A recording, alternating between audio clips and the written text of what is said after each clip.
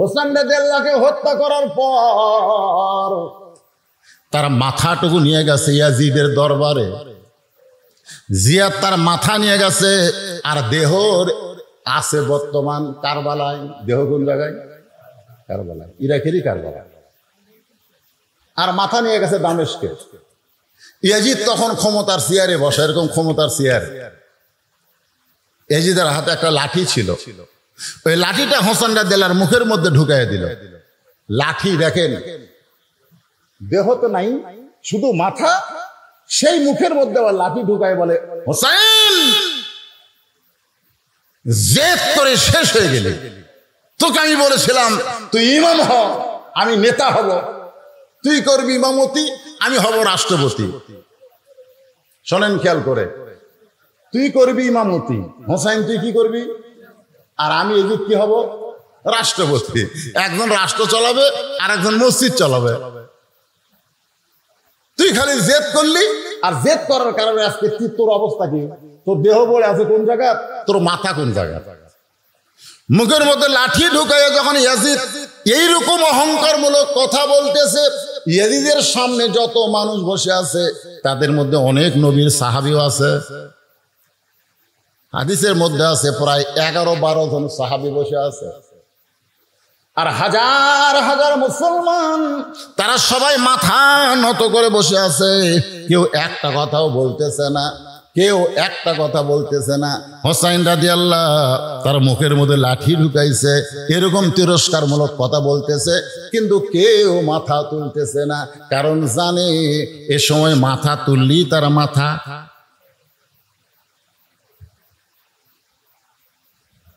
কি খবর? গোস্ত আলারে কইলাম, কে ভাই তোমরা গত সপ্তাহে 500 করে বেচলে, এই সপ্তাহ 600 টাকা, পরের সপ্তাহ যায় দিকে 700 টাকা। আমি বললাম 700 টাকা ভাই, এত বাড়তিছে গে? তোর কথা কয় না তো, আমরা এত টাকা নিচ্ছি, কেউ তো কথা কয় না। মনে হয় বর্তমানে বাংলাদেশের মানুষের জবান বন্ধ, ধরে কোন কথা ঠিক না, কথা কয়। এমনকি নিজের বাড়িতে ভারতের হিন্দুদের পূজার গান হচ্ছে, হরি হরি হরি হরি উলুলুলুলুলু, পূজার বাদ্য বাজতেছে, তারপরেও পুরুষ মানুষ কথা বলতেছে না। এই পূজার বাদ্য বাজতেছে তার বইয়ের কারণে, কারণ তার বউ স্টার জলসা, জি বাংলার বড় ভক্ত। বউ যখন স্টার জলসা দেখতেছে, স্টার জলসা নাটকের মধ্যে হিন্দুদের পূজার বাদ্য মুসলমানের ঘরের মধ্যে বাজতেছে, অথচ স্বামী জবান বন্ধ করে রাখছে। ধরে কথা দেখতে কথা খায় কি? তুমি বুড়া মানুষ ফজরের নামাজ সামনে কাতারে বলো, আর তোমার 26 বছরে আইডিয়া ঘুম পাড়তেছে, বা কথা পায়। অথচ আল্লাহ রাসূল বলেছেন 7 বছর থেকে নামাজের তালিম দাও। নিয়ত কি করা লাগবে, রুকু কেমনে করা লাগবে, সেজদা কেমনে করা লাগবে, কোন জায়গায় কোন দোয়া পড়া লাগবে, এই 3 বছর তালিম দাও। আর 10 বছর থেকে মারিয়া পিটা তাকে নামাজে নিয়ে যাও। জোরে কোন কথা ঠিক না? এই কয় বাপ আছে খালি আড়িয়ে ফেলতেছে, আড়িয়ে সারাদিন খালি ঘরে আড়িয়া খালি ঘুরতেছে রাস্তা দিয়ে। কি কয়দিন ঘুরবো? ঘুরতে ঘুরতে একদিন বদর রশিদের মতন বুড়া হয়ে যাবা। দরেকার কথা ঠিক না? বুড়া হয়ে যাবা, তখন তোমার মধ্যে মরার ভয় আসবে, আল্লাহর ভয় না। কিসের ভয়? মরার ভয়। মসজিদের নামাজ পড়বার যায় দেখে, আর মাজা ও বিয়ারিং যে মিশিং চলে না, সেই মিশিং হতাল চলাবার গেলে চলবি, কারণ বিয়ারিং টিয়ারিং সব জাম মারছে। বিয়ারিং জাম মারছে, বিয়ারিং জাম মারা বোঝেন না? এখন হাঁটুর বিয়ারিং জাম মারছে, মাজার বিয়ারিং জাম মারছে, আর রুকু করা পারে না, সেজদাও করা পারে না, ওই সিয়ারত বসে থেকে খালি করতেছে। ফেরেশতা কয়, আল্লাহ এই যে তুমি কোরআনে কইছো কুমু লিল্লাহি কানিতিন, দাঁড়াও লিল্লাহি আল্লাহর জন্য কানিতিন, আনুগত্য নিয়ে দাঁড়াও, নামাজ দাঁড়িয়ে পড়তে হবে, দাঁড়াতে হবে। আর এই সারাদিন হাতে বাজারত যায়, 10-এর ব্যাগলে বাড়িতে আসে, আর মসজিদ আসে চেয়ার নিয়ে বসে, এর খবর কি? আল্লাহ বলতেছে সরকারি চাকরি না করে কেউ যদি পেনশন চায়, ওই জীবনেও পেনশন পাবি না। ধরে কোন কথা ঠিক না? তো যৌবন বয়সে যদি তুমি নামাজ না পড়ো, বুড়া বয়সে চেয়ার ধরছে, তোমার ভাগ্যে পেনশন নাই, তোমার ভাগ্যে সোয়াব নাই, তোমার ভাগ্যে কবরে আসলে খালি যদি ফুলগুলো হয় অভিমানে ঝরে যায়, আমি মালা গেথে বলো কারে পরাবো, সে যে কেন এলো না কিছু ভালো লাগে না, কবরে আসুক তারে আমি। কি কোন মজা আছে না নাই? ধরে কোন আছে না নাই? আমার মা বোনেরা পর্দার অন্তরে যারা বসে আছেন, আমার সামনে যে বাবাজিরা বসে আছেন, সবাই একটু মনোযোগ দিয়ে শুনবেন। যে ওয়াজটা আমি করতেছি এটা সকলের জন্য সমান, কারণ পুরুষের জন্যও নামাজ, নারীর জন্যও নামাজ আছে না নাই? যেরকম আছে না নাই? দেখবেন অনেক মেয়েরা রোজা খুব করে, রোজার দিকে হাতে, কিন্তু নামাজ আছে না নাই? যেরকম আছে না নাই? এই মায়েদের বলবো, মা, 1 নম্বর আমল হলো নামাজ, যেটা হলো আল্লাহ পাওয়ার জন্যে। নামাজ যদি না থাকে তাহলে সে আল্লাহর জন্য মরতে পারবে না। মান সাআলাল্লাহু তাআলা আশ-শাহাদাতা বিসিদকিন বাল্লাগাহুল্লাহু মানাজিলাশ শুহাদাই আইমাতা আলা ফিরাশিহি, রাওয়াহুল বুখারী কিতাবুল মাগাজি। ধরে কোন সুবহানাল্লাহ। সবাই মাথা নিচু করে আছে। ইয়াজিদ খালি ইচ্ছা মতো বলে যাচ্ছে, হোসেন এখন তোর কি হলো? সমস্ত মুসলমান যখন মাথা নিচু করে বসে আছে, মাথা তুললেই মরার ভয়। মাথা তুললেই কিসের ভয়? মরার ভয়। মানুষের যখন মরার ভয় ঢুকে যাবে, ওই মানুষ আর হকের পক্ষে থাকতে পারবে না। কারণ মরার ভয়, ধরার ভয়, মরার ভয়, ধরার ভয়। আমার বউ আমারে কয়, এমন ওয়াজ করবেন উল্লাহবাদ বাড়ির যেন আসবার পারেন, পুলিশ যেন না ধরে। আমি কইলাম, আমার এক রেজাউল ভাই, পুলিশ ধরা লাগেনি রে, পুলিশ ধরা লাগেনি রে, চলে গেছে। আমার বউ কয়, কুটি গেছে, কুটি গেছে, কুটি গেছে। তুমি পুলিশ ধরার ভয়ে কোরআনের হক কথা গোপন করলে, রাস্তার মধ্যে আজরাইল ধরবি। জোরে কর কথা, ঠিক কি না? কথা প্রকৃত মুসলমান যারা হবে তারা পুলিশ ধরার আগে আজরাইল ধরার চিন্তা করবে, যে আজরাইল ধরার সময় লা তামুতুন্না ইল্লা ওয়া আনতুম মুসলিমুন। আল্লাহ কোরআনে বলতেছে, মরিস না, মরিস না যতক্ষণ মুসলমান না হবে। এখন মুসলমান হয়ে মরতে গেলে কি লাগবে? ইন্না লিল্লাহি ওয়া ইন্না ইলাইহি রাজিউন।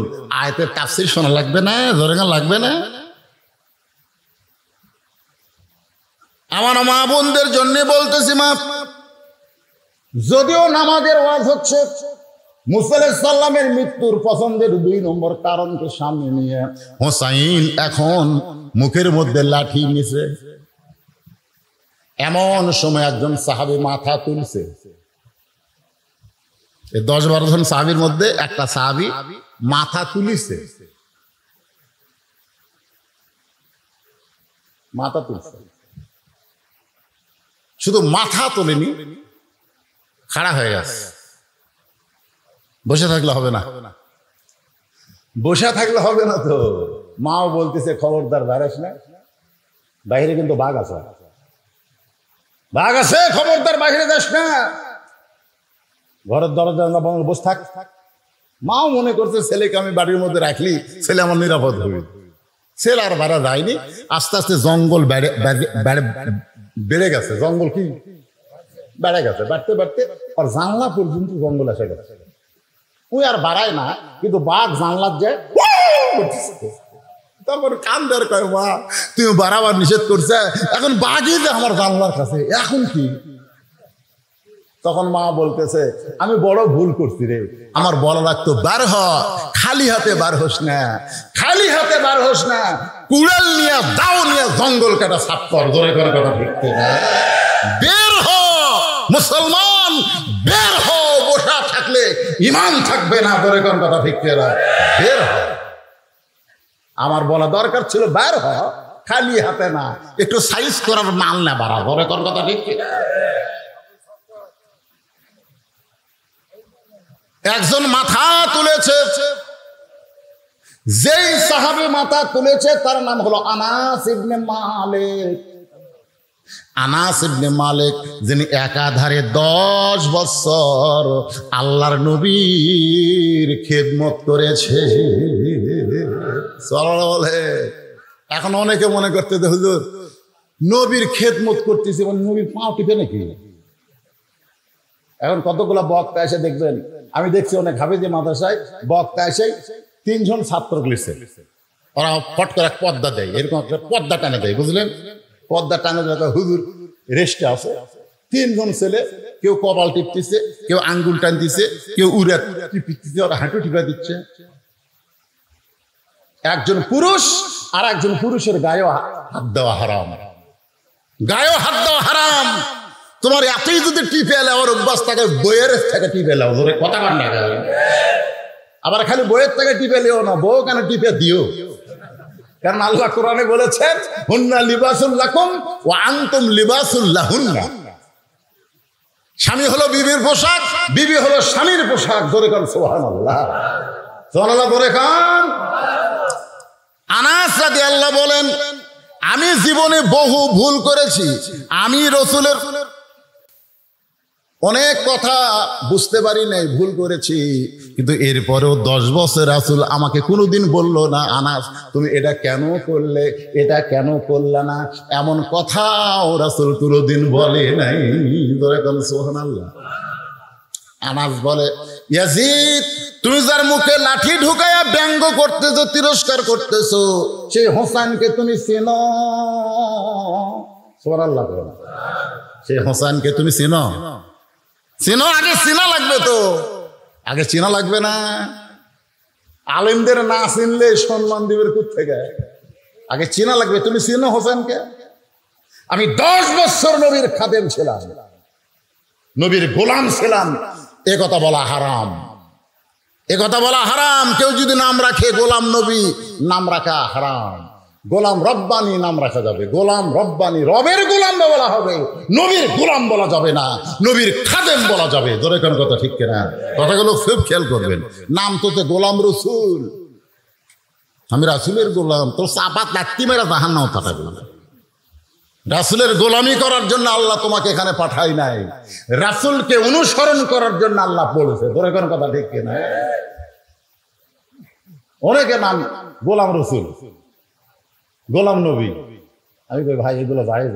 কত হুজুরের সামনে পরিচয় দিলে।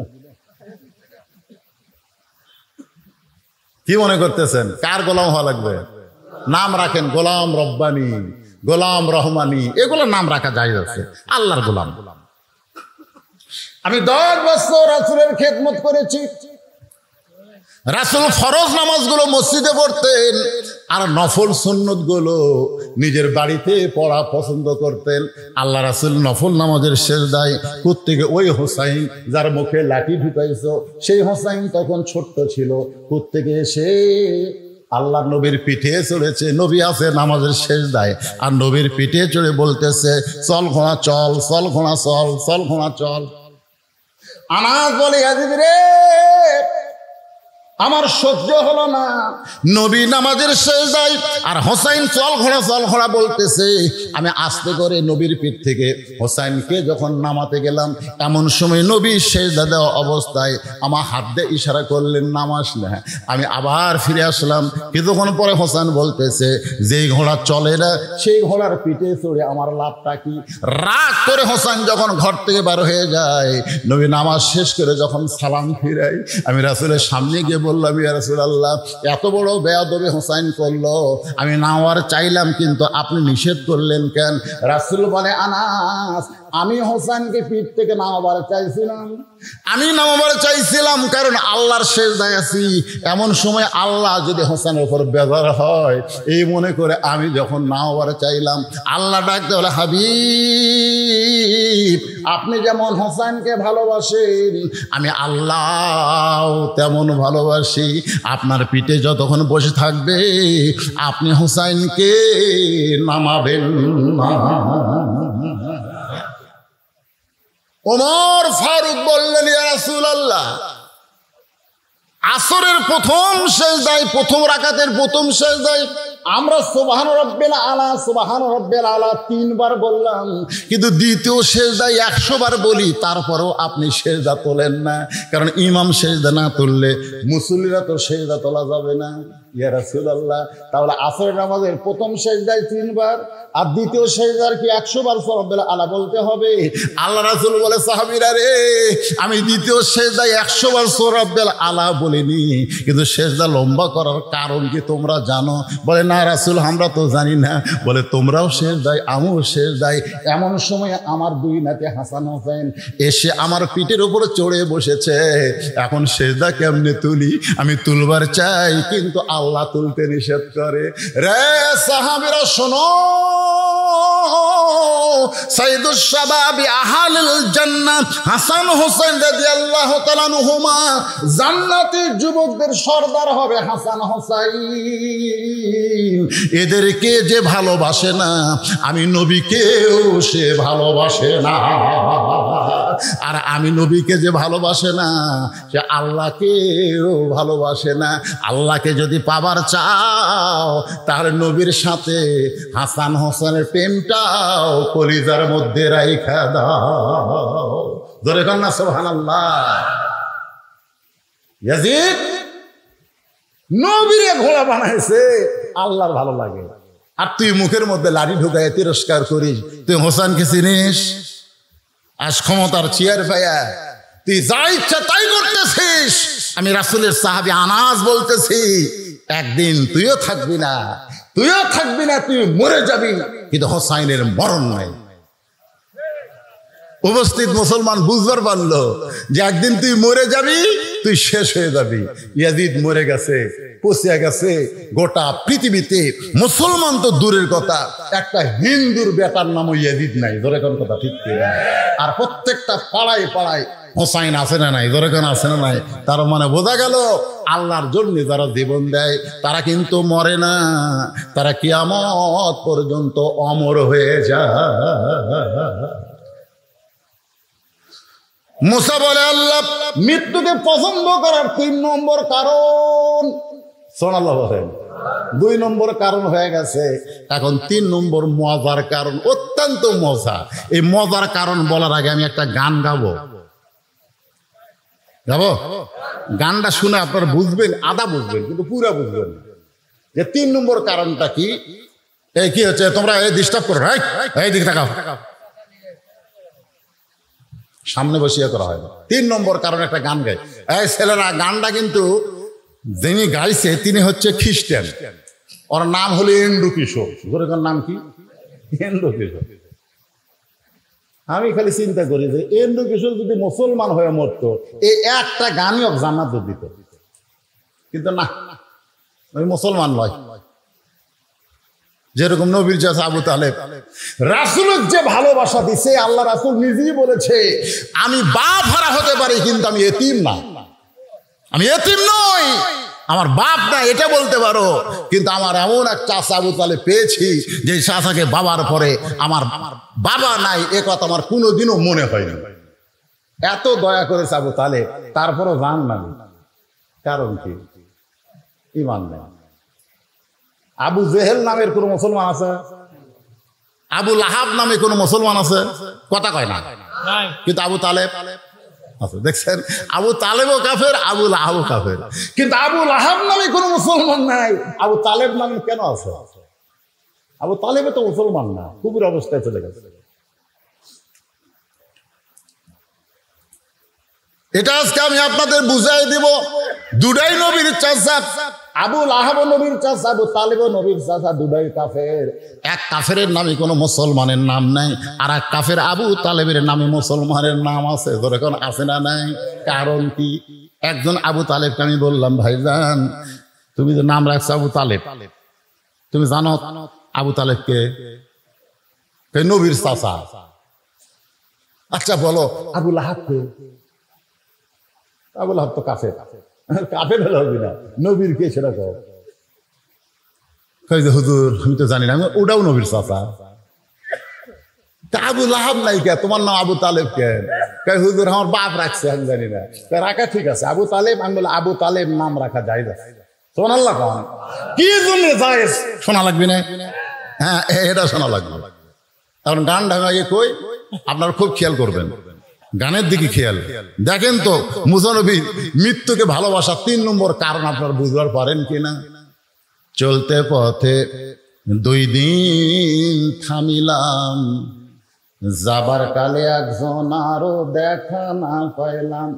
ও আমার সাদের মালা যায় রে ছিঁড়ে, রইব না আর বেশি দিন তোদের মাঝারে। ডাক দিয়েছেন, এই জায়গাতে একটু ভুল হলো। ওই হিন্দুতেও বা খ্রিস্টান ওই দয়াল কবি, কিন্তু আমরা দয়াল কব না, আমরা বলবো আল্লাহ। ধরে কোন কি বলবো? তাহলে কি বলেন? ডাক দিয়েছেন আল্লাহ আমারে। আপনারা বলেন ডাক দিবে আল্লাহ আমারে, এইটা ইন্দ্র কিশোর না বলে কেন বললেন দিয়েছেন? কারণ দিয়েছেন হলো অতীতকাল। তিনি গানের মধ্যে বর্তমান ভবিষ্যৎ না বলে ডাক দিবে হলো, এটা হলো বর্তমান, ভবিষ্যৎ দিয়েছেন হলো অতীতকাল। আপনারা বলেন তো গানের মধ্যে কি বলেছেন? ডাক দিবেন দয়াল আমারে, না ডাক দিয়েছেন? তো ডাক দিয়েছেন কেন বললেন? ইন্দ্র কিশোর খ্রিস্টান হতে পারে, কিন্তু এই গানটা যিনি লিখেছেন তিনি তো আর খ্রিস্টান না। তিনি কোরআনের সূরা মুলকের 2 নম্বর আয়াতকে এই গানের মধ্যে নিয়ে এসে বলতেছেন, আল্লাযী খালাকাল মাউতা ওয়াল হায়াতা লিয়াবলুয়াকুম আইয়ুকুম আহসানু আমালান ওয়া হুয়াল আজিজুল গফুর। কি মজা রে! এ মুসা নবীর মৃত্যুর 3 নম্বর কারণ শোনার পরে আপনাকে কারু আর বাঁচার স্বাদই থাকবি না, খালি মন চাবি কখন মরে, কখন মরে। আমার এক আত্মীয় বুঝলেন, সেই বাসা করছে শহরে,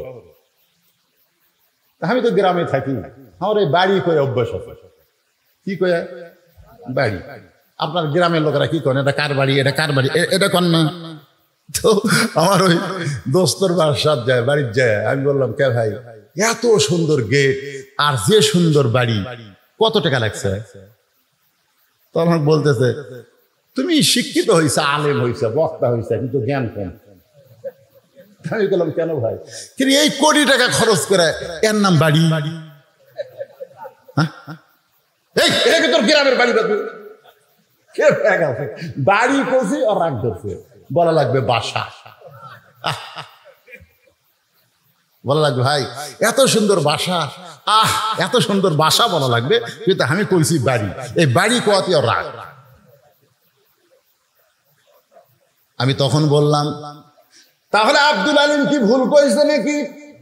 ও আমারে বলতেছে আব্দুল আলিম কি কইছে? বলে আজ থেকে 50 বছর আগে আব্দুল আলিম একটা গান গায়ে গেছে, এপারে তোর বসত বাড়ি, ওই পারে তোর বাসা। সবাই বলেন এপারে তোর বসত বাড়ি, ওই পারে তোর বাসা। ভবদরিয়ায় পাড়ি দিতে কেমনে করলি আশা, লাভ করিতে আইসারে ভবে হইলারে বেদিশা। রতন কাঞ্চন বদল দিয়া, রতন কাঞ্চন বদল দিয়া কিনলি তামাশিসা। এপারে তোর বসত বাড়ি, ওই পারে তোর বাসা। তো আমারই কইল ভাই এ গান দিয়ে আপনি কি বুঝাইলেন? আমি গেল গান দিয়ে বুঝাইলাম পাগল, দুনিয়াতে কয়দিন আমরা বসত করব, আর যেখানে বসত করা হয় সেটা হলো বাড়ি, আর চিরস্থায়ীভাবে যেখানে থাকা হবে সেটার নাম হলো বাসা। আপনাকে অনেক ধনী মানুষ সিরাজগঞ্জ শহরে বাসা করছেন, কিন্তু আপনাদের এই পূর্ণিমাঘাতি তাদের বাড়ি আছে, মাঝে মধ্যে তারা কিন্তু আসে, থাকতে চায় না। ধরে কোন ঠিক কিনা?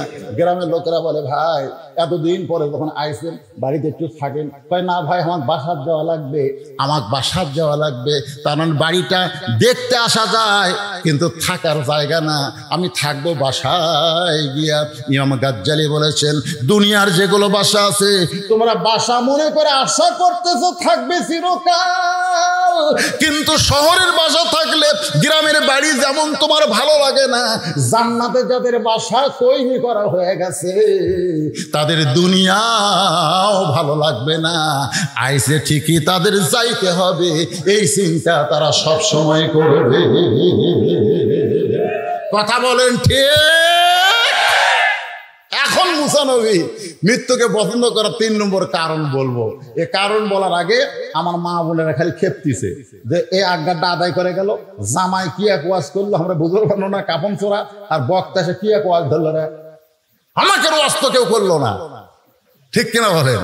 এই জন্য মাত্র 5টা মিনিট, কারণ ওরা যদি ভালো হয় শান্তিকার না, বউ যদি ভালো হয় শান্তিকার, পাড়ার লোকের না স্বামী। হ্যাঁ, আমাদের বউগুলা পাড়া ঠিক হচ্ছে বুঝলেন, কিন্তু বাড়ি ঠিক হয়নি। পাড়া ঠিক, গোটাল পাড়া সবাই বলে ভাবি ভাবি, হ্যাঁ ভাবি আপনার যে কি সাইজ, মনে হয় আপনার বিয়ে হয়নি। দেখো আল্লাহ তোমার কি চোখ দিছে রে, আর আমার স্বামী এই ভালো কথা আমার কোনোদিনও হয়নি। আমি পেলাম যারা বলতে ভাবি মনে হয় তোমার বিয়ে হয়নি, এরা এই তারিফ করার কারণ হলো ওভার ডিউটি মারবার চাই। ধরে কোন কথা ঠিক না? আর স্বামীর তো ওভার ডিউটি না, স্বামীর হলো ডিউটি। কারণ আপনাদের পূর্ণিমা গাজিতে এই জায়গায় আবার কোনোদিন আসতে পারবো তার কোনো গ্যারান্টি নাই। ধরে কোন কথা ঠিক কিনা? একই থানায় ওয়াজ ছিল আমার আর কাউসারির, একই থানায়। যেদিন মারা গেল আমার ওই থানাতে ওয়াজ ছিল। আমরা 2 ভাই, এক জায়গা তো ওয়াজ নাই, কিন্তু একই থানায়। আমাকে আজরাইল সেদিন ধরবার পারেনি, আমাকে হয়তো খুঁজিছে, খোঁজার পর দেখতেছে কোনটা ধরলে এখন কাম হবে, এই কাউসারি ধরছে না। ওয়াজ ওঠার আগে আমাকে বললো ভাইজান শরীরে একটু খারাপ লাগতেছে, আপনার কখন দেবে? আমি বেল করে চালাচ্ছিলাম। আমি বললাম ভাই এর কিন্তু কি অভ্যাস হলো, আদায় করতেছে বক্তা তুলে দেওয়ার আক্কেলই নেই। আমি তাই বলতেছি তাহলে দোয়া করেন ভাই, আমি টেতর যাচ্ছি, শরীর একটু নার্ভাস লাগতেছে, দোয়া করেন। আমি দোয়া করলাম, কি আমানিল্লাহ। কি ভাবতেছেন? বাড়িতে বলে গেছে বউকে যে 2টার দিকে আসবো। কাউসের ভাইয়ের একটা অভ্যাস ছিল, বাড়িতে আসলে বউ দুধ গরম করে রাখে, 2 জন মিলা খায়। স্বামীর জন্যই বউ রাখে, কিন্তু স্বামী আবার একলা খায় না, বউ মিলা খায়। এই জন্য স্বামী যাওয়ার মাত্র কয়েকদিন পরে বউ চলে গেছে। ধরে কোন কথা ঠিক? 17 দিন মাত্র 17 দিন পর। এলা গোপন খবর তো জানেন না, খালি ধান্দা। আসছি কানে কানে কেউ হুজুর রাজনীতির অর্জন করেন না, কয়দিন থাকবো রে দুনিয়া? হ্যাঁ কয়দিন থাকবো? বাড়ি বানাতো ঢাকা, 5 তলা 1.5 লাখ টাকার খা, 12,000 টাকার কম্বল। পৌষ মাসের 9টার সময় বলতেছে আমার বাসা আমার ঘর আমার নামাইকে। 2 কান্দের ফেরেশতা বলতেছে আল্লাহ ই কি কয়, আমার বাসা আমার ঘর আমার নামাইকে?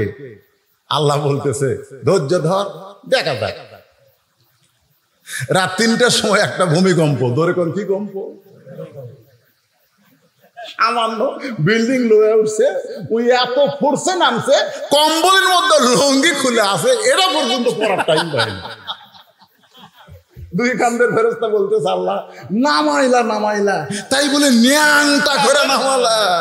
আল্লাহ বলে সহজে যদি নাম্বার না চায় তার ভাগ্য এরকমই হয়, তো ইজ্জু মান তাশা ওয়া তুযিল্লু মান তাশা বিয়াদিকাল খায়র ইন্নাকা আলা কুল্লি শাইইন কাদির। কিছুদিন আগে তুরস্কে ভূমিকম্পে কত মানুষ মারা গেছে, কত বিল্ডিং মাটির তলে চলে গেছে। ধরে কোন কথা ঠিক কিনা? তো তাহলে এগুলা কি বাড়ি না বাসা? এ কথা কন। মুসানের মৃত্যুকে ভালোবাসার 3 নম্বর কারণ বলার আগে আমার মা বোনদের জন্য 5টা মিনিট ওয়াজ করব, একটু ধৈর্য ধরে শুনতে হবে, কারণ আমার মায়েরা তো আমাদের অংশ। ধরে কোন ঠিক কিনা? কারণ একজন নেপোলিয়ান বলেছে মা যদি ভালো হয় তার পেটের সন্তান আল্লাহর ওলি হয়। নেপোলিয়ান ছিল খ্রিস্টান, ও কিন্তু মরিয়মের কথা, মা মরিয়মের কথা মনে করে বলেছে, কারণ মরিয়মের স্বামী ছিল না, তার পেট থেকে ঈসা আলাইহিস সালাম বের হয়েছে। এই কারণে একজন নেপোলিয়ান বলেছে মা যদি ভালো হয় তার সন্তান ভালো হয়। কিন্তু একজন মুসলমান আমরা বলবো মা যদি ভালো হয় তার সন্তান আল্লাহর ওলি হয়। যেমন আব্দুল কাদের জিলানী উম্মুল খায়র ফাতেমার পেট থেকে আল্লাহর ওলি হয়ে জন্ম নিয়েছে। ইমাম গাজ্জালি বলেছেন মেয়েদের পেটে যখন বাচ্চা আসে তখন মেয়েদের মাসিক ব্যারাম আল্লাহ বন্ধ করে দেয়। কি জন্য বন্ধ করে দেয় এটা কিন্তু অনেকে হিসাব করে না। মেয়েদের প্রতি মাসে 3 দিন 5 দিন একটা অসুখ হয়, মেয়েদের হয়। যারা বিয়ে করছেন তারা জানতেছেন না, যারা বিয়ে করতেছেন জানতেছেন না। আপনি খুব মোশাল্লা বইয়ের কাছে গেছেন, বউ তখন কি কয় রেড সিগন্যাল। তো এখন 3 দিন 5 দিন এটা একটা অসুখ হয়, কিন্তু যখনই পেটে বাচ্চা আসে তখন আল্লাহ তাআলা এই অসুখটা বন্ধ করে দেয়। কেন বন্ধ করে দেয়? যে বাচ্চা পেটে থাকা অবস্থায় মার যেন কোনো ইবাদতের কমতি না হয়। এই অসুখ হলে কোরআন পড়া যাবে না, নামাজ পড়া যাবে না, রোজা করা যাবে না। এই জন্য আল্লাহ সন্তান পেটের সাথে সাথে সন্তানের জন্য মায়ের ইবাদতের যেন কোনো কমতি না হয়, এই জন্য অসুখ বন্ধ করে দেয়। কারণ মায়ের ইবাদতের সাথে, মায়ের খাওয়ার সাথে, মায়ের ঘুমানোর সাথে, মায়ের বেড়ানোর সাথে, মায়ের কথার সাথে পেটের বাচ্চারও একটা সম্পর্ক হয়ে যায়। পেটত বাচ্চা নিয়ে মা যদি গোটা পাড়া ঘরে, সেই সন্তান দুনিয়াতে সে কোরআনের মাহফিলে বসে থাকবে না, কারণ পেটের মধ্যে ওর ঘরণী ব্যারাম শুরু হবে। তোর কোন কথা ঠিক? আল্লাহর বান্দার একটু মনোযোগ দেন। মা আপনাদের 1 নম্বর আমল হলো অকরনা ফি বুয়ুতিকুন্না ওয়ালা তাবাররুজনা তাবাররুজাল জাহিলিয়াতিল উলা। গভীর রাত্রে হযরত আলীর বুকের ভিতরে ফাতেমার মাথা, ফোঁপায় ফোঁপায় কাঁদতেছে। আলী বলে ফাতেমা কান্দো কেন? বুকের মধ্যে মাথা দিয়া কান্দো কেন? বলে স্বামী কান্দার কারণ হলো আল্লাহ আমার দোয়া কবুল করছে। সুবহানাল্লাহ করেন না?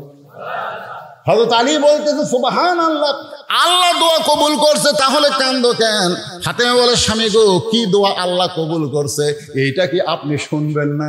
আলী বলতেছে তাহলে বলো কি দোয়া আল্লাহ কবুল করলো? ফাতেমা বলতেছে আল্লাহ আমার পর্দার দোয়া কবুল করেছে। আমি দোয়া করেছি আল্লাহ এই ফাতেমাকে পর্দার মধ্যে তুমি মৃত্যু দিও। আল্লাহ তাআলা বলেছে ফাতেমা তোমার দোয়া আমি কবুল করে নিলাম। আলী বলতেছে তাহলে খুশি হওয়ার কথা, কান্দো কেন? খুশি হওয়ার কথা, কান্দো কেন? সারা জীবন যেই ব্যক্তি পর্দা করেছে মরার সময় তো সে পর্দার ভিতরেই মরবে। কারণ যারা পর্দা করে না তাদের কথা আলাদা, কিন্তু যে ফাতেমা পর্দা করেছে আমি স্বামী হিসেবে তো জানি, তাহলে তুমি পর্দার মধ্যে মরবে, আল্লাহ কবুল করেছে, তাহলে কান্দার কারণ কি? ফাতেমা বলে স্বামী গো, সেই দোয়া কবে কবুল হয়েছে সেইটা কি শুনবেন না? আলী বলতে যে কবে সেই দোয়া কবুল হয়েছে? ফাতেমা বলে স্বামী মনে কষ্ট নেবেন না, মন খারাপ করবেন না, আজকে গভীর রাত্রে পর্দার ভিতরে ফাতেমার মৃত্যু হবে। যে বলেছে আজকে গভীর রাত্রে পর্দার মধ্যে ফাতেমার মৃত্যু হবে, দাঁত যেরকম গোড়া কাটলে পড়ে যায়, হযরত আলী তেমনি পড়ে গেলেন ঘরের মাঝে। মা ফাতেমা মুস্কি মুস্কি হাসতেছে, মুস্কি মুস্কি হেসে স্বামীর কপালে একটা চুমা দিয়ে বলে স্বামী গো, আমি আমার বাবার কাছে শুনেছি আপনি হলেন আসাদুল্লাহিল গালিব। আমার বাবা বলেছে আলী শুধু আলী না, আলী হচ্ছে আল্লাহর সিংহ। বলে কেন সুবহানাল্লাহ। আমার বাবা বলেছে আনা মাদিনাতুল ইলমি ওয়া আলিউ বাবুহা, আমি হচ্ছে ইলমের শহর, আলী হচ্ছে তার দরওয়াজা। আপনি হলেন জ্ঞানের সম্রাট, আপনি হলেন বিশ্ববীর, বিশ্ববীর আর জ্ঞানের সম্রাট হইয়া আমার মৃত্যুর খবর শুনে এমন করে আপনি পড়ে গেলেন কেন? আপনি কি জানেন না এই দুনিয়া থাকার জায়গা না, আসলে যাইতে হবে। স্বামীর কপালে চুমা দিচ্ছেন, গভীর রাত্রে যিনি মৃত্যুবরণ করবেন, যিনি মৃত্যুবরণ করবেন তিনি জীবিত মানুষকে বুঝাচ্ছেন আপনি কি জানেন না আসলে যাইতে হবে। এখানে যারা বসে আছেন ভাই, আপনারা শূন্যস্থান পুরা করবেন। আমি যেই বলবো আসলে, আপনারা বলবেন যাইতে হবে। বলতে পারবেন কি পারবেন না? আসলে এটা কি অন্তর থেকে বলেন?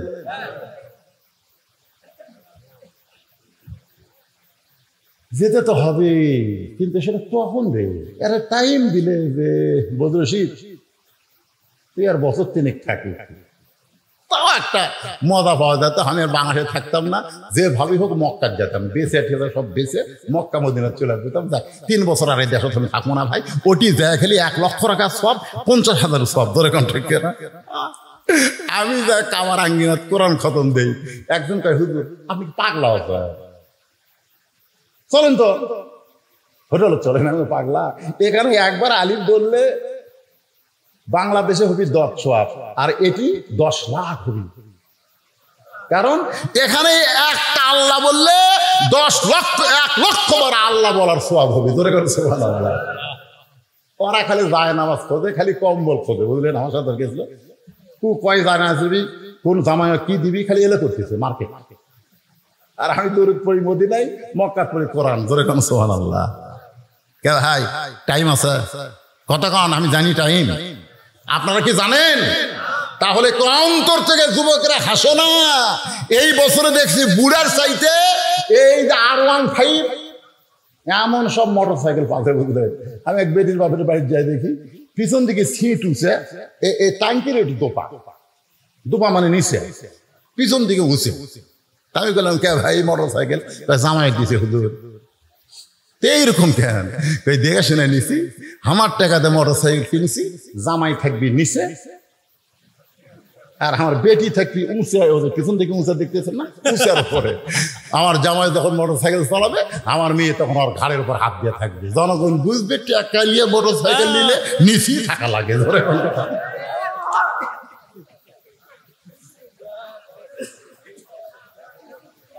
মনে হচ্ছে না? মনে হচ্ছে না? আসার সময় তো আমার গাড়ির সাথে মনে হয় একটা বাইক দিয়েছিল, ওরা হ্যাক ব্যাক বোঝো না, মানে হাইড্রোলিক ব্রেক, যতই বিপদ ধর্ম রে এক সময় তোর হুঁশি আল্লাহ কাটা নিবি, ব্রেক ধরার টাইম হবি না। ধরে কোন কথা ঠিক কিনা? তাই সবাইকে লক্ষ্য করে আমরা সবাই একসঙ্গে বলবো আসলে। এই দুনিয়াতে এসেছি যারা, কখন যাব আমরা জানি না। ফাতেমা বলে স্বামী এমন করে আপনি কাঁদবেন না, আপনি যদি এমন করে কাঁদেন তাহলে আমি মরে যাওয়ার পর আমার 3টা চাওয়া আপনি কেমনে পুরা করবেন? আলী আরো জোরে কান্দে, রে ফাতেমা দুনিয়াতে গরিব ছিলাম বলে তুই কিছুই চাইলা না, আর মরার পরে তুমি কি চাইবা ফাতেমা? হযরত আলী এত গরিব ছিল, একদিন আল্লাহর নবী জোহরের নামাজের পরে ফাতেমার দরজায় আসসালামু আলাইকা ইয়াহলাল, আসসালামু আলাইকুম ইয়াহলাল বাইত, সঙ্গে সঙ্গে ফাতেমা দরজায় সে কান্না শুরু করে দিলেন। রাসূলুল্লাহ, ফাতেমা আমি কিন্তু দরজা থেকে তোর ঘরের মধ্যে দরজার বাইরে কান্না শুনতে পাচ্ছি। ফাতেমা বলে বাবা ফেরত যান, আমি দরজা খুলতে পারবো না। আল্লাহ রাসূল বলে ফাতেমা একটু দরজা খোল, আমি তোর এক নজর দেখবার চাই। ফাতেমা কান্দের বলে বাবা এখন যেই পোশাক আমার পরনে আছে এই পোশাক পরে আপনার জন্য দরজা খুলতে আমার বড় শরম লাগতেছে। আল্লাহ নবী চলে গেলেন। আসরের নামাজের পরে নবী এসে ফাতেমার দরজায় বললেন মা আর পারলাম না, একটা নজর তোকে আমি দেখতে চাই, তোকে দেখার জন্য কলজা ছটফটাই। ফাতেমা কান্দে বলে, বাবা এমন একটা পোশাক আমার পরনে, যেই পোশাক পরে আপনার জন্য দরজা খুলতে বড় শরম লাগে। আল্লাহ রাসূল গায়ের চাদর এক টানে খুলে জানলার পাশে গিয়ে বলে, ফাতেমা এই চাদরখানা তুই নে মা, এই চাদর পরে আমার জন্য তুই দরজা খুলে দে। নবীর গায়ের চাদর ফাতেমার শরীরে জড়ায়া আল্লাহ নবীর জন্য বাবার জন্য দরজা খুলে দেয়। নবী তাকায় দেখে ফাতেমা বাবার মুখের দিকে তাকায় না, মাটির দিকে তাকায় আছে। আল্লাহ রাসূল কান্দে বলে, ফাতেমা তোরে দেখার জন্য আমি চাদর দিয়ে ঘরের দরজা খুললি, তারপরেও আমার মুখের দিকে কেন তাকাস না, কেন তাকাস না? যেই মাত্র ফাতেমা নবীর মুখের দিকে তাকাইছে, আল্লাহ রাসূল বলতে, ফাতেমা এত সুন্দর তোরে লাগতেছে, চোখের তলে কি সুরমা দিয়েছিস মা, কি কালিমা, কি সুন্দর কালো লাগতেছে। ফাতেমা কান্দার বলে, বাবা আজকে কয়েকদিন হলে না খাওয়ার কারণে আমার চোখের নিচে কালি পড়ে গেছে। আল্লাহ নবী ফাতেমার হাত ধরে বললেন, ফাতেমা এত কষ্টের পরেও আমার আলীরে তুই কিছু বলবি না, কারণ ধনী ধনী ছেলেরা তোকে বিয়ে করবার চাইছিল, আমিও বিয়ে দিবার চাইছিলাম, কিন্তু আল্লাহ আলীরে তোর জন্য পছন্দ করে যখন বলল, আমি তখন কি করব মা? ও ফাতেমা যদি শান্তি পাবার চাস তাহলে 33 বার সুবহানাল্লাহ, 33 বার আলহামদুলিল্লাহ, আর 34 বার আল্লাহু আকবার জিকির কর, তোর দেহের ক্ষুধা চলে যাবে, আল্লাহ রূহের ক্ষুধা দূর করে দিবে।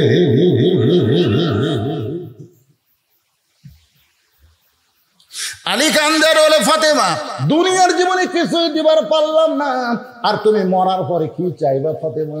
বলে, 1 নম্বর চাওয়া হলো রাতের অন্ধকারে মৃত্যুবরণ করলাম, এ রাতের অন্ধকারই আমাকে দাফন করা লাগবে, দিনের বেলা বেপর্দা আলোর মধ্যে আমাকে দাফন করা যাবে না, এইরকম রাতের অন্ধকারই দাফন করা লাগবে। আমার চাওয়া হলো আমি মরে যাব, রাতের অন্ধকারই আমাকে দাফন করবেন। আমার 2 নম্বর চাওয়া হলো আমার কোনো জানাজার ব্যবস্থা করবেন না, আমার কোনো জানাজার ব্যবস্থা করবেন না। আলী বলে, ফাতেমা তুমি নবীর কলিজার টুকরা, লক্ষ মানুষ তোমার জানাজায় শামিল হবে, তুমি কেন জানাজা নিষেধ করো? ফাতেমা বলে, স্বামী গো আমি এতদিন পর্দার মধ্যে থেকে আল্লাহর হুকুম আমল করার পরে বুঝতে পেরেছি, লক্ষ মানুষ যদি বলে ফাতেমা ভালো, আল্লাহ কিন্তু লক্ষ মানুষের দিকে তাকায় থাকবে না, আল্লাহ খালি আপনার মুখের দিকে তাকায় থাকবে। আপনি যদি বলেন ভালো না, তাহলে লক্ষ মানুষের দোয়া দিয়ে ফাতেমার 1 তিল পরিমাণ লাভ হবে না। আর দুনিয়ার তামাম মানুষ যদি বলে ফাতেমা খারাপ, আর আপনি যদি বলেন আমার বউ ফাতেমা ভালো, এক স্বামীর মুখের সার্টিফিকেটে ফাতেমার জান্নাতের 8টা দরজা খুলে গেল।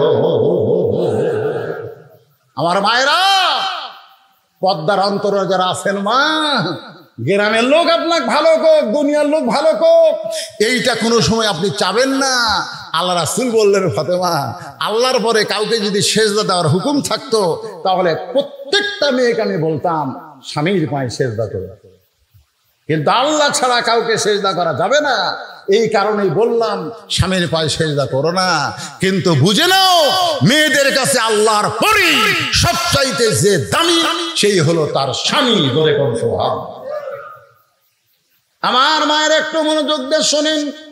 ফাতেমা 3 নম্বর দাবি করলেন, স্বামী গো আমার লাশটা কিন্তু খাটনিতে তুলবেন না, আমার লাশটা খাটনিতে তুলবেন না।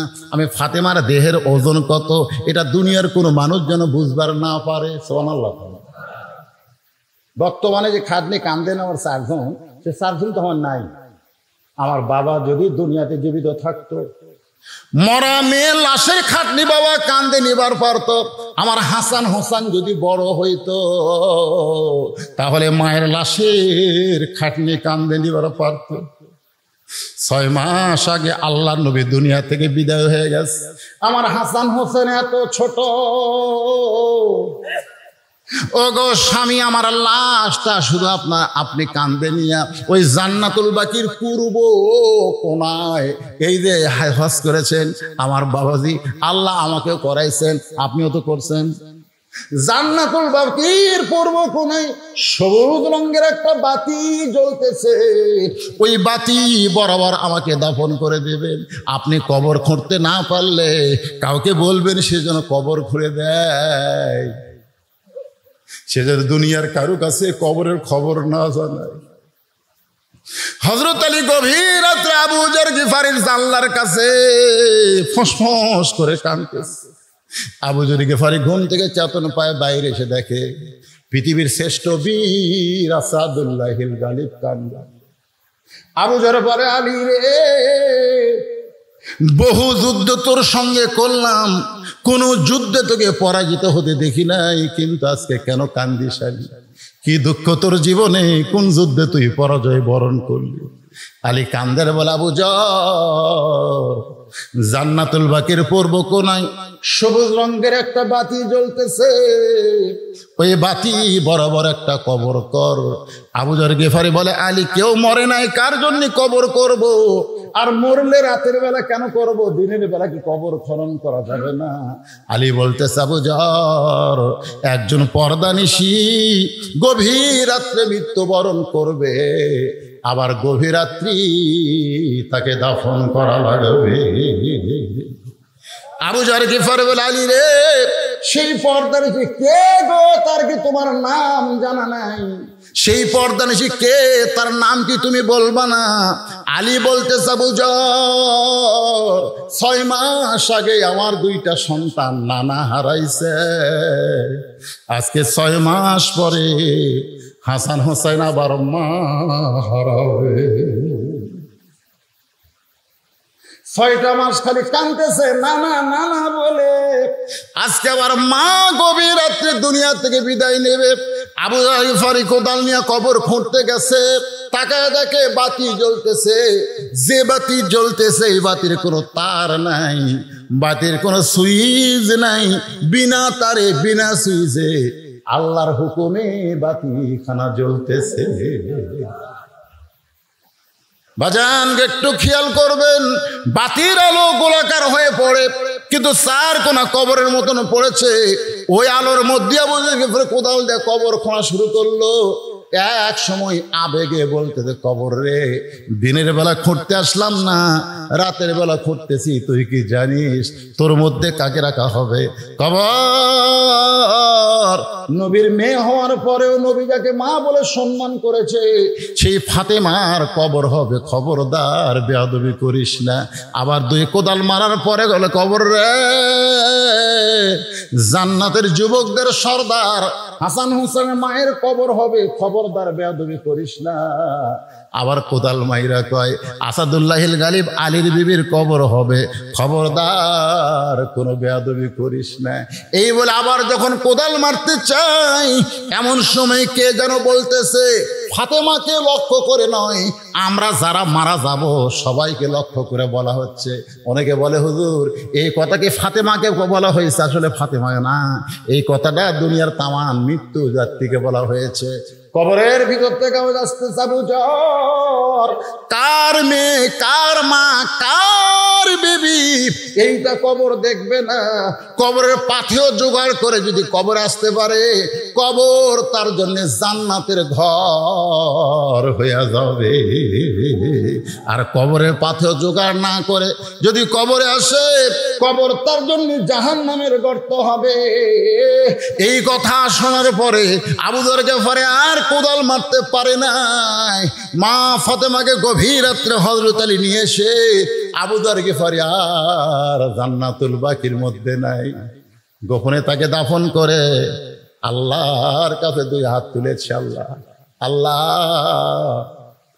আমার বিবিকে আমি দুনিয়াতে সুখ দিবার পারি নাই, কোনো কিছু আমি করতে পারি নাই। আমার বিবিটা আমাকে কোনোদিন কষ্ট দেয় নাই, আমি কষ্ট পাবো এমন কথাও কোনোদিন বলে না। আমার পর্দানিশী ফাতেমাকে তুমি কবুল করে নিও আল্লাহ। এই দোয়াটা করে যখন হাতটা চোখে মুখে এভাবে মুছতেছে, তাকায় দেখে সামনে কয়েকটা পুরাতন কবর দেখে। এই মাত্র ফাতেমাকে কবর দেওয়া হলো, সেই কবর আর নাই। শুধু পুরাতন কবর। কোথায় ফাতেমার কবর? এই মাত্র কবর দিলাম, বাকি হযরত আলী দৌড়ায় বলে ফাতেমার কবর। এখনই কবর দিলাম, সেই কবর কোথায় রে? কোথায় ফাতেমার কবর? কে যেন বলে আলী। কি হবে দৌড়ায়া, কি হবে খুঁজিয়া আলী রে? ফাতেমা ছিল আমার পর্দানিশী, আমি আল্লাহ জোহরা ডিগ্রি দিয়া ফাতেমার কবরটাকে কিয়ামত পর্যন্ত পর্দা করে দিয়েছি। সাইয়্যিদাতুন নিসা আহলুল জান্নাহ। ও মা বোনেরা, জান্নাতি নারীদের সর্দার হবে ফাতেমা। সেই ফাতেমার যদি সিগনেচার নিতে চান, ফাতেমার সঙ্গে যদি জান্নাতে থাকতে চান, তাহলে মাত্র 4টা আমল আপনারা করবেন মা। 1 নম্বর হলো পর্দা, 2 নম্বর হলো নামাজ, 3 নম্বর হলো রোজা, আর 4 নম্বর হলো স্বামীর কথা মতো চলা, স্বামীকে খুশি করা। এই 4টি আমল যদি করতে পারেন মা, আপনাদের আর কোন আমল করা লাগবে না। ফাতেমার সাথে আল্লাহ আপনাদের জান্নাত দিয়া দিবে। আপনারা বলেন মেয়েরা কি বেজার হবে? যাকবারে হুজুর আমাকে ওয়াজ করতে। এখন মুসা আলাইহিস সালাম মৃত্যুকে পছন্দ করার 3 নম্বর কারণ বলবো। এই কারণ শুনবেন, এরপর আমরা সম্মিলিত সবাই মিলে মোনাজাত করব। তাতে যদি আরো কিছু সময় লাগে, সমস্যা আছে? আমার বড় ভয় কি জানেন? আমি সভাপতি ভাই, আমি তাকে বললাম যে ভাইজান আপনি কি থাকবেন? না হুজুর আমি তো থাকা পারবো না, আমি শরীর খুব খারাপ। এই কথা কিন্তু আমাকে বলছে, তাই বলেন না ভাই? আবার বলছে হুজুর আপনি 1টা পর্যন্ত ওয়াজ করে পারবেন?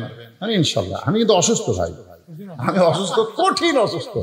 আমি খালি আপনাকে বসার সাইজ দেখেন, আমার হাতের দিকে তাকাই দেখেন, এগুলো সমস্ত ঘা একবারে স্কিন ডিজিজ হয়ে গেছে। বাংলাদেশে আর কোনো চিকিৎসা নেই, বাংলাদেশে কোনো চিকিৎসা নেই। ইন্ডিয়া যাওয়া লাগবে, কিন্তু আমাকে ভিসা দিচ্ছে না।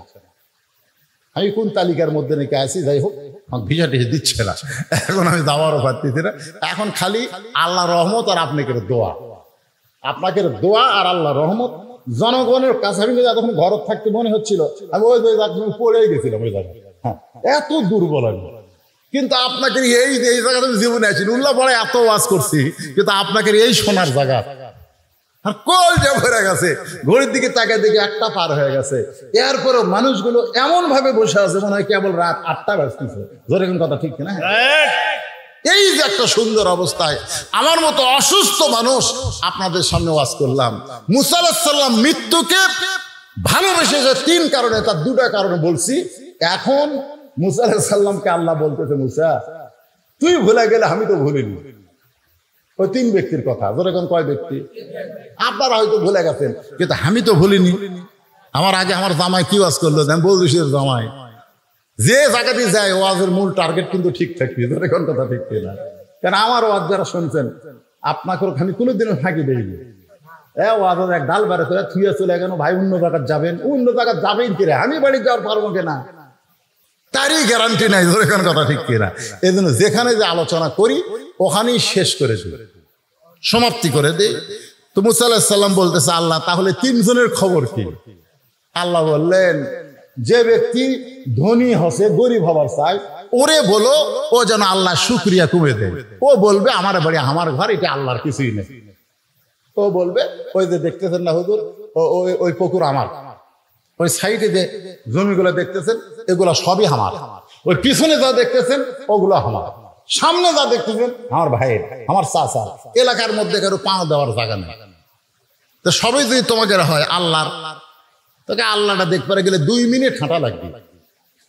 2 মিনিট হাঁটা মসজিদের সামনে যা বলতেছে এখানেও আল্লাহর কিছু ছিল না, এখানেও আল্লাহর কিছু ছিল না। আমার চাচা দয়া করে আল্লাহ 10 শতক দান করছে, আর আমরা দয়া করে সিমেন্ট দিয়ে ইটে দিয়ে টাকা দিয়ে আল্লাহ ঘর বানা দিদি। হুজুর এরাই আল্লাহ, এরা হচ্ছে না শুকরি। তুমি তো তাকে বলবা যে আমার যে টাকা পয়সা আছে এগুলার মালিক আমি, এ যেন আজ থেকে আলহামদুলিল্লাহ আল্লাহ শুকরি আদায় না করে, না শুকরি করলেই অসম্পদ কমে যাবে। মুসা বলে, আল্লাহ তাহলে যে মেয়েটা রাস্তায় কাঁদতেছে, যার বাড়ি ঘর নাই, সহায় সম্পত্তি নাই, তাকে কি খবর দিব? আল্লাহ বলে তাকে খবর দিও ও যে অবস্থায় আছে সে অবস্থায় যেন আমি আল্লাহর শুকরিয়া আদায় করে। কে রে ওই আছে এমন একটা বাড়ির পানি হলে পানি পড়ে, রোদ উঠলে আগে বাড়ির মধ্যে রোদ আসে, খাওয়ার নাই কিছু নাই, ওই অবস্থা আলহামদুলিল্লাহ পাওয়া যায়? মুসা বলতেছে আল্লাহ তাহলে 3 নম্বর লুলা পঙ্গ, হাতও নাই পাও নাই, কাঠের ডুমার মতন খালি গড়ায়। ওই ব্যক্তি বলছে দুনিয়াতে আল্লাহ আমারে কেন পাঠাইছে, আমার কি কাম? আল্লাহ বলে খবর দিও জাহান্নামের একটা ছিদ্র আছে, ওকে দিয়ে আমি জাহান্নামের ছিদ্র বন্ধ করব। মুসা বলে আল্লাহ কি করলেন? কিসের ছিদ্র? আল্লাহ কয় তুই কানে কম শুনিস, জাহান্নামের ছিদ্র বন্ধ করবো রে। মুসা কে আল্লাহ এটা একটা আমার কথা হলো, দুনিয়াতেও হাত পাও দিলেন না, আমার মরার পরে জাহান্নামের ছিদ্র বন্ধ করবেন, এইটা কেমন খবর? আল্লাহ কয় আমি হলাম খবর সৃষ্টিকারী, তুই হলেও খবর দেনিওয়ালা। নবীরা হবে খবর দিবে, আল্লাহ হচ্ছে খবরের মালিক। আসল খবর কার? আরো জোরে বলেন। দুনিয়াতে যত খবরই আপনারা দেখেন, যত খবরই পড়েন, এগুলো একটাও সত্য খবর না। আসল খবর হলো আল্লাহর কোরআন। জোরে বলেন কথা ঠিক কি না? এই জন্য কোরআনের এক নাম হলো খবরে ওয়াহিদ। 1 নম্বর খবর জালিকাল কিতাবুল লা রাইবা ফি, যার মধ্যে কোনো সন্দেহ নাই। জোরে কোন কথা ঠিক কি না? এখন যাওয়ার সময় ধ্বনি পড়ছিল, আসার সময় কে বলবে? বুঝতে পারছেন না? লুলে যাওয়ার সময় শেষে, আওয়ার সময় আগে। খালি চিন্তা করতেছে আমি কিভাবে কই, বিপদ না? এই খবর দেওয়া একটা বিপদ না? তো পঙ্গু বলতেছে আল্লাহর নবী কি খবর? মুসা কাছে হাসতেছো, কি খবর? অবশ্যই ভালো খবর, আমার আল্লাহ কোনোদিন খারাপ খবর দেবে না। বলেন কি খবর? এরে কি হতে রে, বা আরো আদায় করা লাগবে নাকি?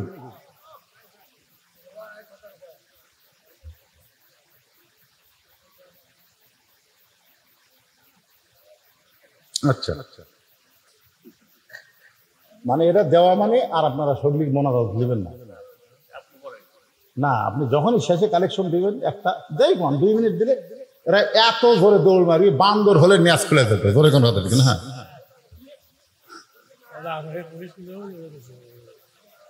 হ্যাঁ কোনটা সেটা?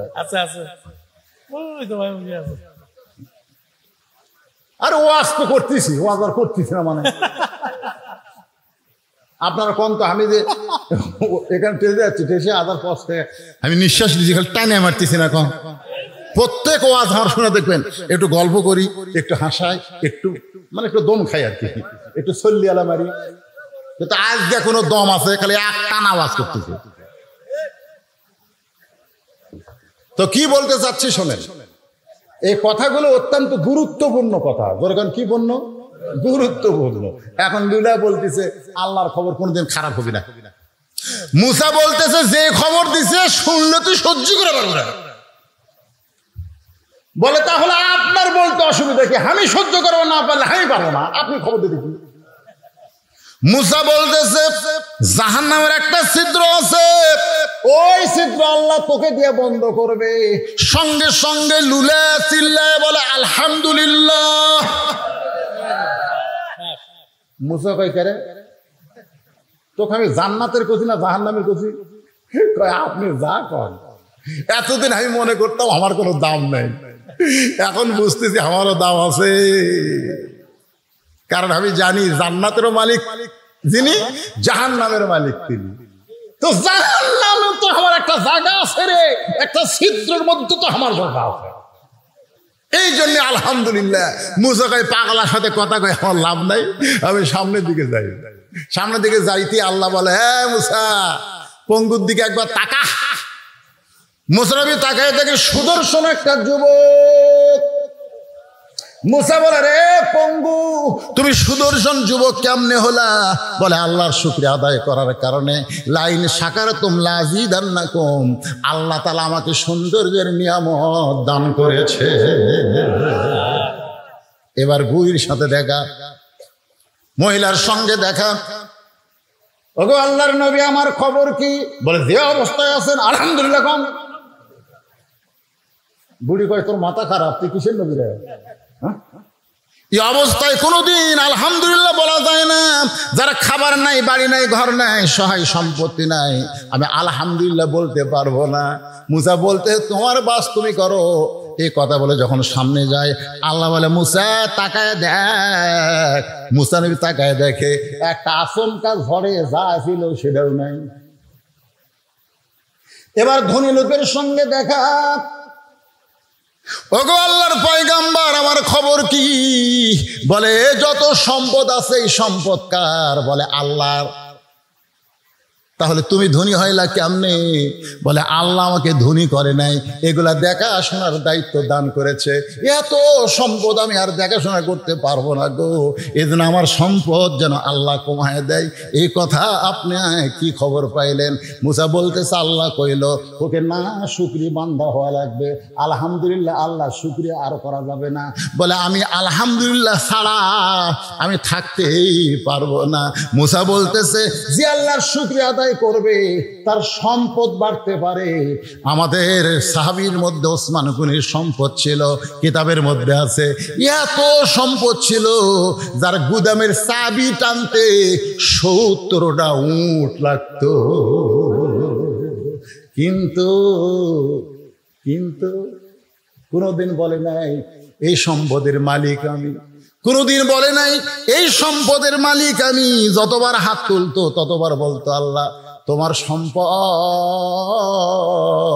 তুমি আমাকে নিয়ামত স্বরূপ দান করেছো, আমি যেন নিয়ামতের শুকর আদায় করে সম্পদের যেই হিস্সা সেটা যেন আল্লাহ রাস্তায় খরচ করতে পারি। জোরে কান সুবহানাল্লাহ।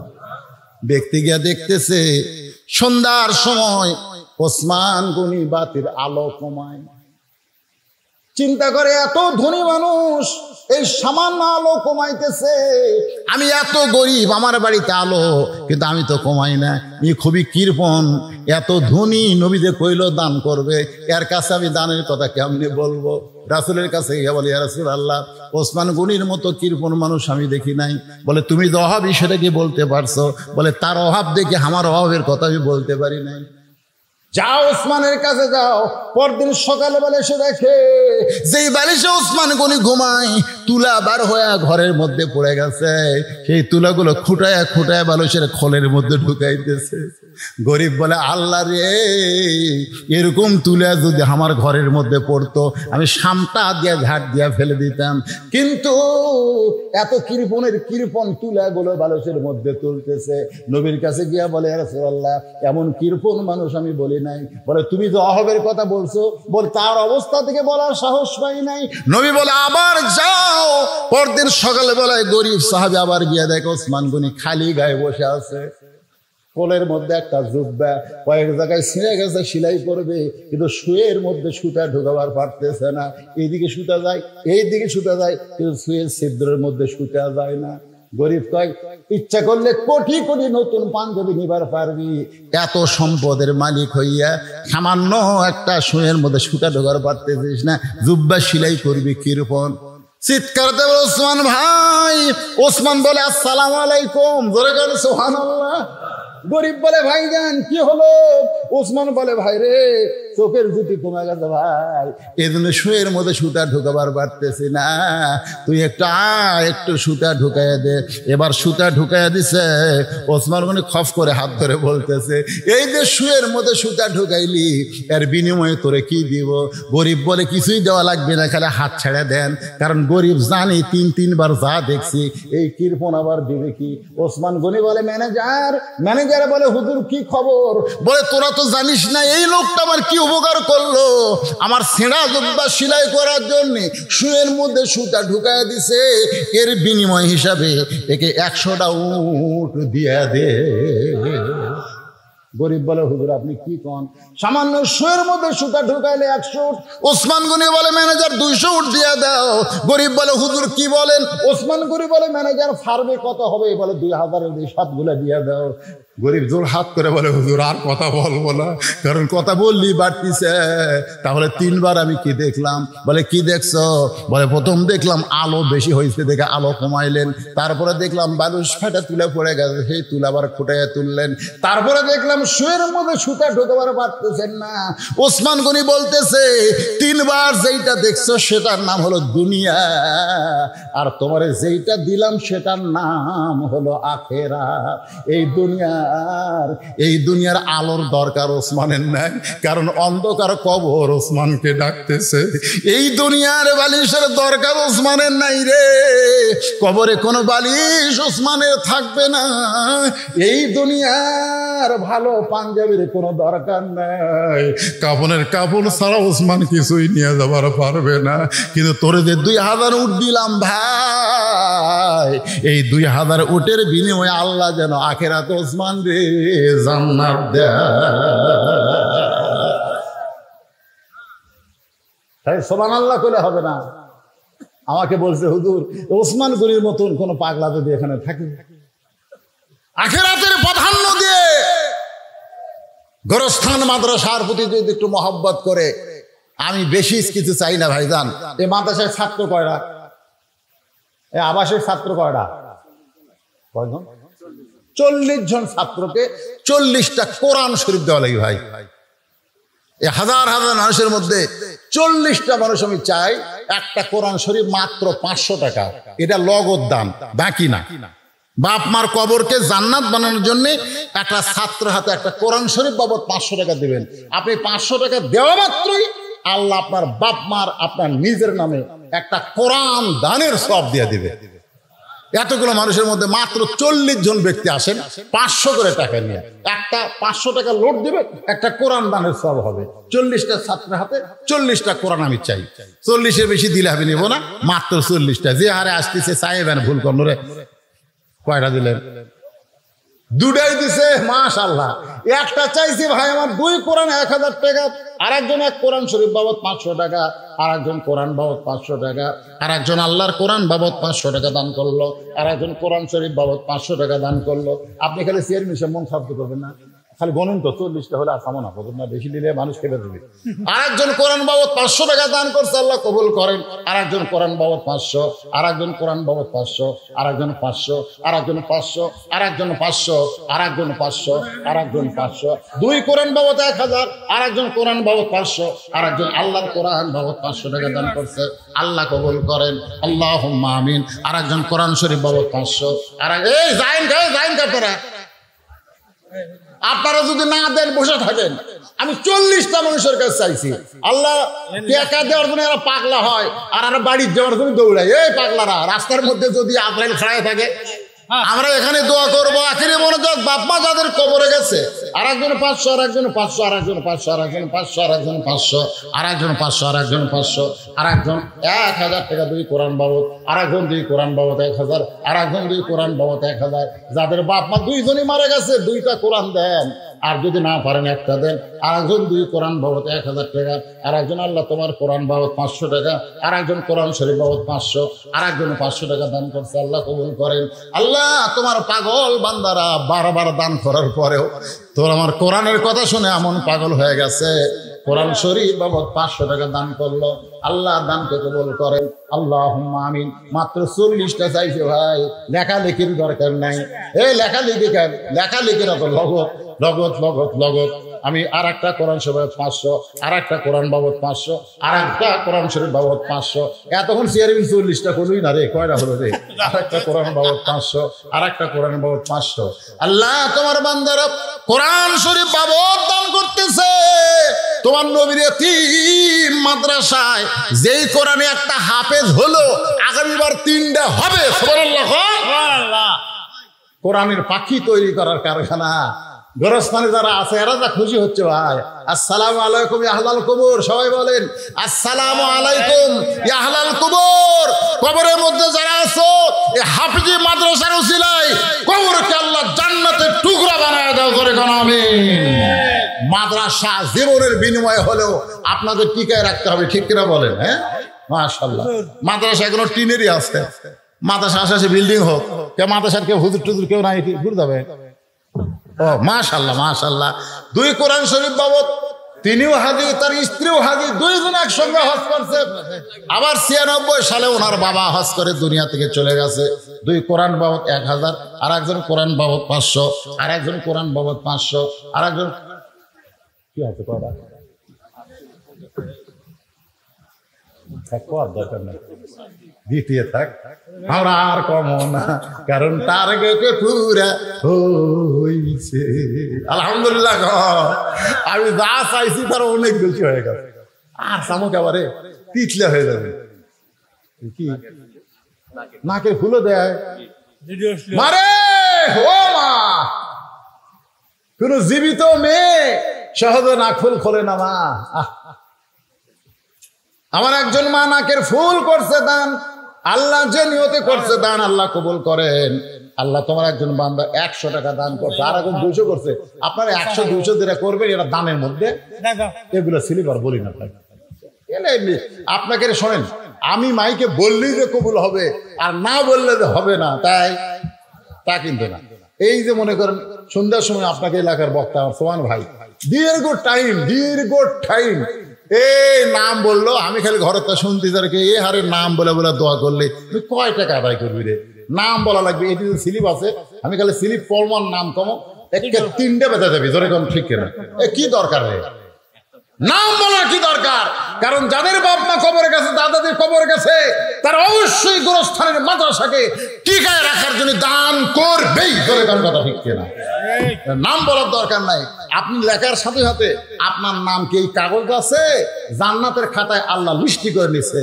দানবীর কাকে বলে আর সাকিও হাবিবুল্লাহ। আল্লাহ রাসূল বলেছেন যারা দান করবে তারা আল্লাহর গোস্ত হবে, ধরে কোন সুবহানাল্লাহ।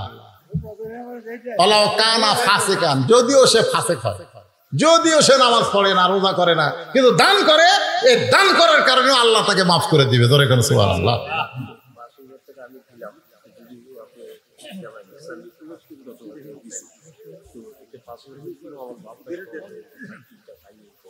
আগে জামায় দিয়েছে 10,000, আবার এমন গোপনে করতে হয়। হ্যাঁ হ্যাঁ, আমার হাতের মধ্যে দাওয়াত দিতে 5,000, 10টা কোরআন শরীফ বাবদ, এখানে তার বাপ মা ঘুমাই। আল্লাহ আল্লাহ, এমন মানুষকে বারবার খাদেম করার জন্য দুনিয়াতে আল্লাহ কবুল করো, মনে করো আমি। চেয়ারম্যান সাহেবের ওয়াশরুমের টাইম আছে, ভাষণ দিয়ে চলে গেছে, আপনার তাকে সভাপতি বানাচ্ছে, মনে করছে নাম কেউ আছে সভাপতি, কিন্তু না, আখেরি মনোজাত পর্যন্ত উনি আছেন। আল্লাহ পাক ওনাকে এই সম্মান আরো দান করুক, ধরে কোন আমি।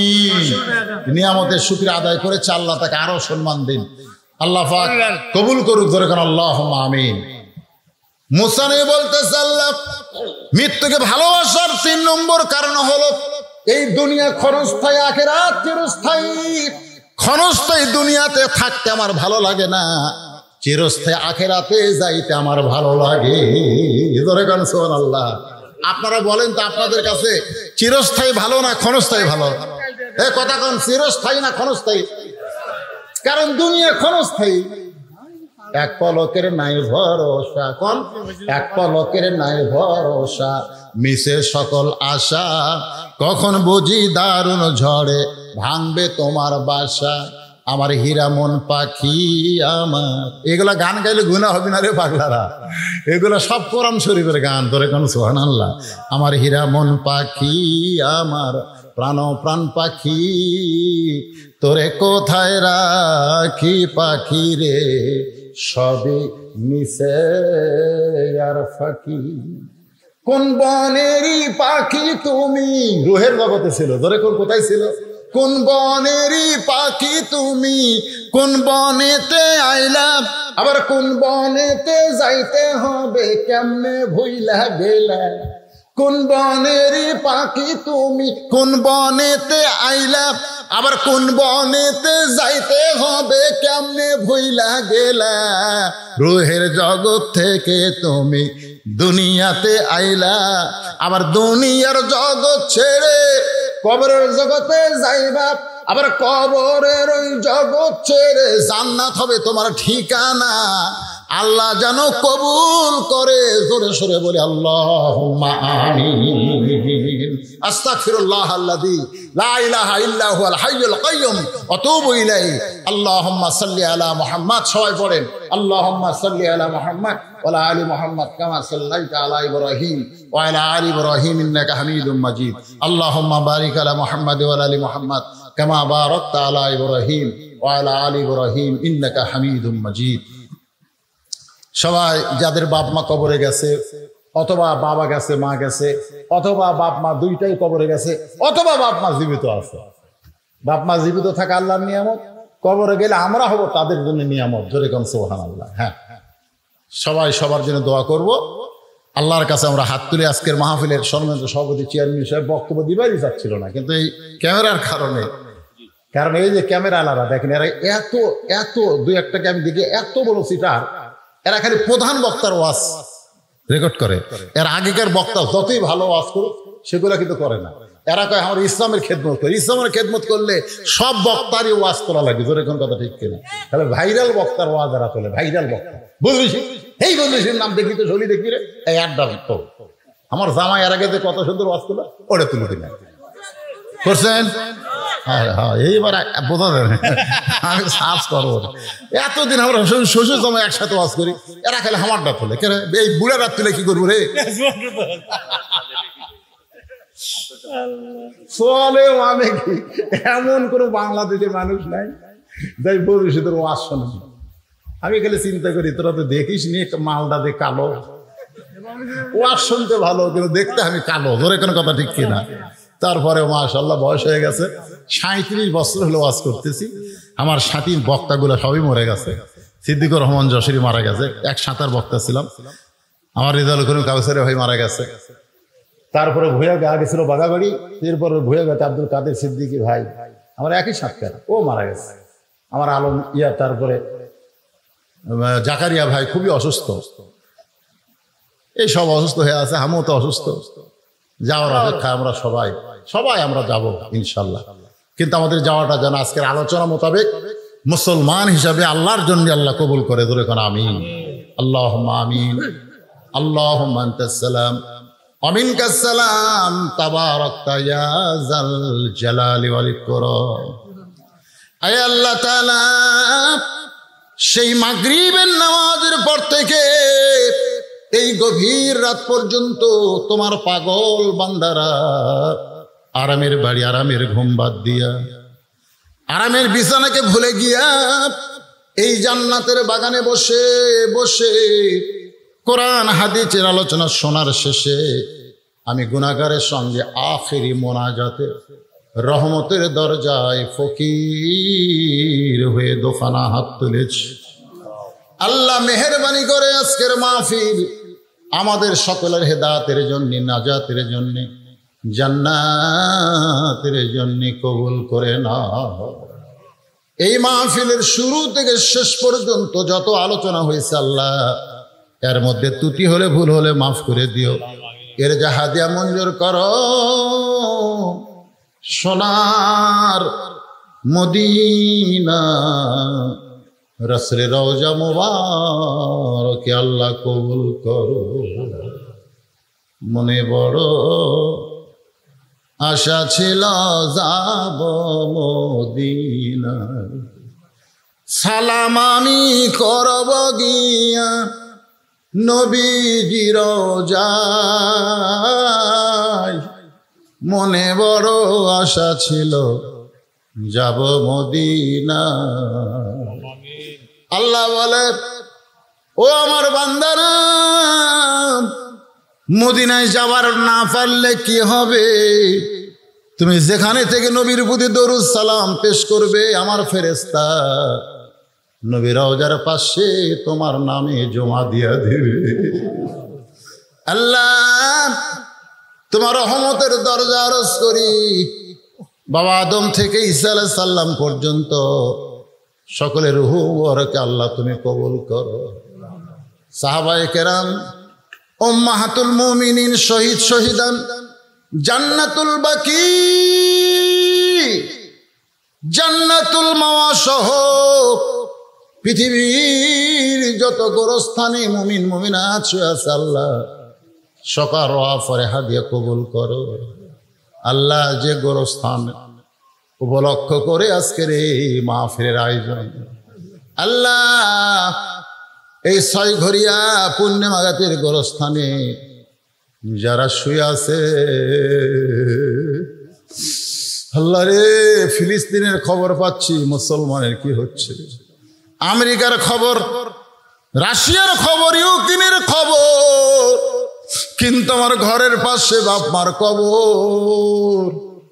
এত কাছে থেকে এত দূরে কোনো খবর।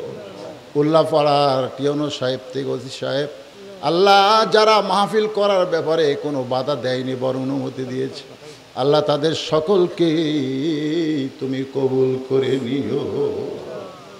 সুবহান রাব্বিকা রাব্বিল ইজ্জাতি আম্মা ইয়াসিফুন ওয়া সালামুন আলাল মুরসালিন। ভুলে গেলে চলবে না, আমার মা বোনদেরকে আল্লাহ তুমি কবুল করো। আবেদা সালেহ পর্দা কবুল করে মৃত্যুর সময় আমাদের জবানে তুমি জারি করে দিও, লা ইলাহা ইল্লাল্লাহু মুহাম্মাদুর রাসূলুল্লাহ সাল্লাল্লাহু আলাইহি সাল্লাম। আসসালামু আলাইকুম ওয়া রাহমাতুল্লাহি ওয়া বারাকাতুহু।